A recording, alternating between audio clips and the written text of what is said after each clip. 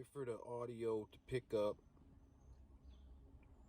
Alright, we're at 10 seconds. The audio is probably alright now. Stupid ass iPhone does this audio thing where it slowly turns the mic up. It's like a soft turn on, I guess. I don't know. Technology, I guess. I don't know. But anyways, so I am down to 3 last parts to strip, and then I'm gonna build another bike. Well, then I'm gonna try and build the red line one last time. This time I'm gonna stick with new school, mid school, all the way with it, with the proper size bars and the proper neck and, you know, all that shit. So stem, whatever. Right now, as it is, I got 85% of the parts that I need to strip down to bare metal. They're all getting white. I'm keeping the yellow on that RL 3.2, and then I'm gonna use the white accents. Sorry to fucking break the surprise, but ain't nothing I can do right now because it's cold outside and it's just done rained. So I gotta wait for the moisture to get out of the air, and then I can do what I want to do. And that is take apart some brand new Odyssey modular levelers. Yeah, levers.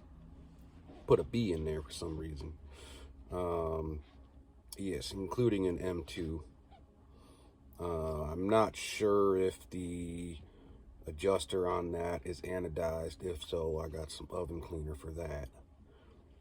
But all the rest of the parts should be painted or powder coated, and the paint stripper is going to basically rip that shit off. The top gyro tab, that needs to be done. I'm going to do that in white as well.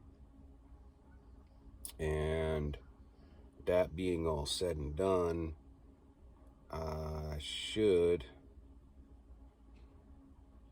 be, I might do the gyro. I don't know.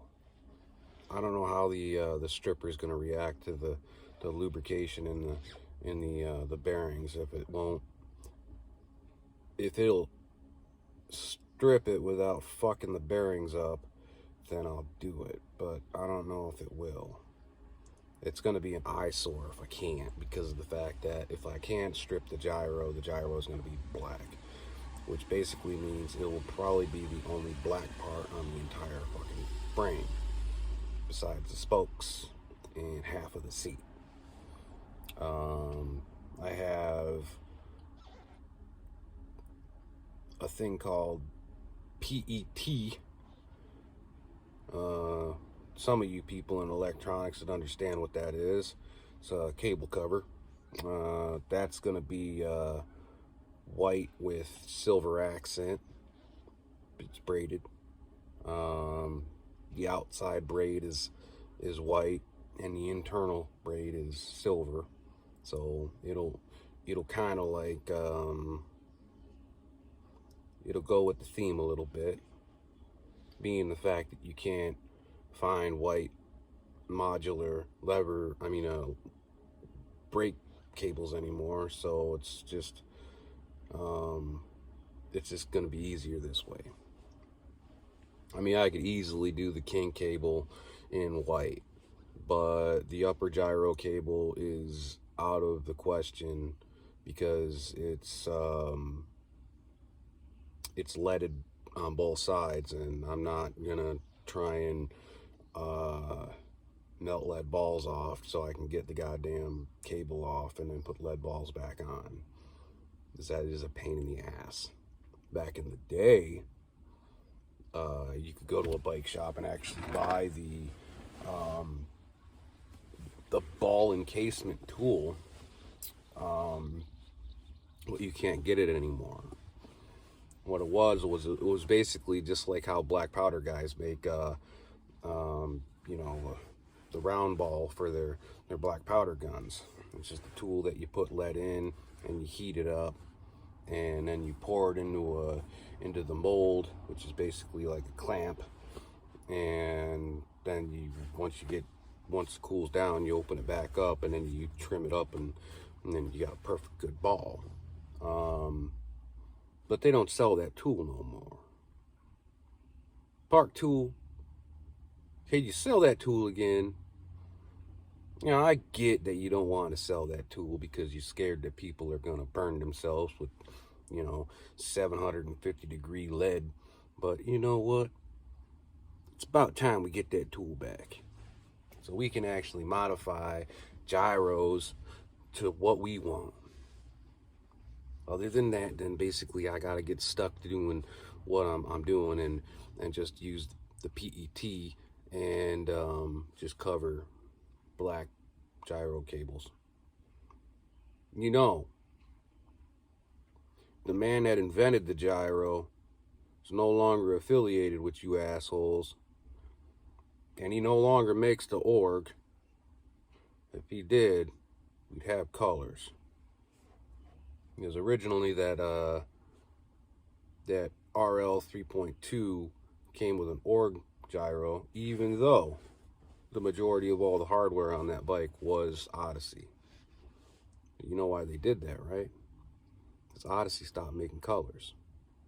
You can get white, but the 2 in the 1 and the 1 in the 2 for the lower, the little mechanism in there is black, and your whole gyro assembly is black. The only thing that's white on them is the cables, and that doesn't work for me because of the fact that basically the mechanism itself is black. I don't want no black on the bike. It's gonna be yellow with white accents. Well, primarily now it's basically all white with a yellow frame. So theoretically, is it white with a yellow accent? I don't know. We'll find out at the end how much white paint this takes to actually paint the accessories. If the white paint is more than a can, then it is actually white with yellow accessories, because the frame only took 1 can. Theoretically, it probably needs another half of the can, because there's some light spots. But we'll get to that when we get to it. If I gotta go out later on and pick up some more white paint, I'll just go and pick up another bottle of that yellow and finish the frame. With that being said, I'm gonna do a bike build drag race later on. 1 video, no edit. And I might cut a little bit out here and there, but we'll try and make a bike build video less than 30 minutes. And I'm gonna lay all the parts out like you kids do these dream builds. But it's not gonna be a dream build.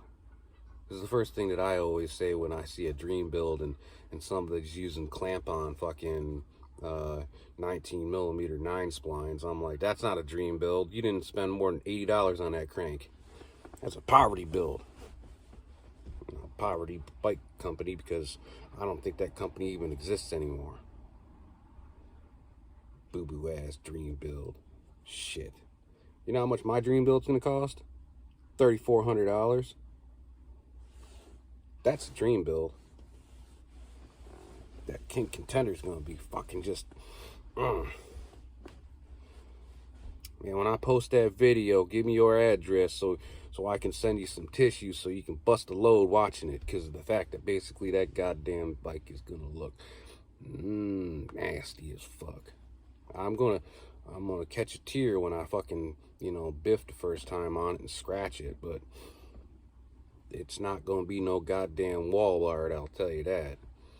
It's gonna be a $3,400 fucking park wrecker. Hey, Scooter Kid Destroyer. Yeah. Anyways,